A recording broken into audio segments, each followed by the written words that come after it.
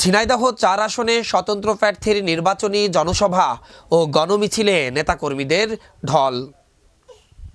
ঝিনাইদহ ৪ আসনে শেষ নির্বাচনী জনসভা ও গণমিছিল করেছেন স্বতন্ত্র প্রার্থী সাইফুল ইসলাম ফিরোজ। রোববার বিকালে উপজেলা শহরের নলডাঙ্গা ভূষণ পাইলট স্কুল মাঠে নির্বাচনী সমাবেশ অনুষ্ঠিত হয়। দুপুরের পর থেকেই উপজেলার বিভিন্ন ইউনিয়ন ও সদর উপজেলার 4টি ইউনিয়ন থেকে তার সমর্থকরা মিছিল সহকারে সমাবেশস্থলে হাজির হয়।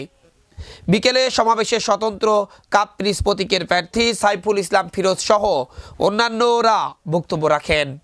সে সময় বক্তারা মাদক ও সন্ত্রাসমুক্ত কালীগঞ্জ গঠনে সবাইকে কাপ প্রিজ প্রতীকে ভোট দেওয়ার আহ্বান জানান।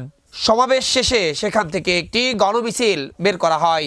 মিছিলটি শহরের বিভিন্ন সড়ক ঘুরে একই স্থানে এসে শেষ হয়।